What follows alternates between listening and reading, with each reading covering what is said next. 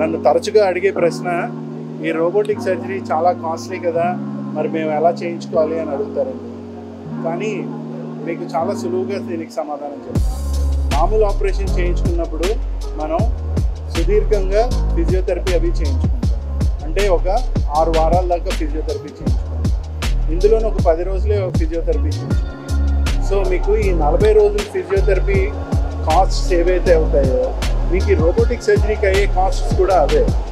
So ఒక విధంగా చూస్తే మీకు ఎక్స్ట్రాగా డబ్బులు ఏమీ ఖర్చు అవ్వట్లేదు. బట్ ఏంటంటే మనం ఆలోచించామనుకోండి ఇబ్బంది ఉండదు. అలా కాకుండా మనం జస్ట్ ప్రైస్ టు ప్రైస్ చూస్తే దానికి దీనికి 10% తేడా అనుకుంటాం. బట్ ఈ 10% మనం యాక్చువల్గా రికవర్ అవుతుంది. 2, మీరు త్వరగా మీ జీవనోపాధి ఏది ఉందో దానికి వెళ్ళిపోతున్నారు. సో మీరు పెట్టాల్సిన సెలవు తగ్గింది. సో అలా కూడా మీకు ఫైనాన్షియల్గా అడ్వాంటేజే వస్తుంది. ఇప్పుడు దానికి దీనికి మామూలు సర్జరీ కన్నా రోబోటిక్ సర్జరీ ఒక 2 కాస్ట్లీ అనుకోండి, మనందరం అనుకునేటట్టు it is not a good procedure. ఇంకొకటి చెప్తాను, ఈ రోబోటిక్స్ బోగస్ పనిచేయవు అని కొంతమంది కమెంట్ చేస్తుంటారు. అది వాళ్ళ సొంత అభిప్రాయం. నేను దాని గురించి కమెంట్ చేయను. నేను ఎప్పుడు అమెరికాకి వెళ్ళలేదండి.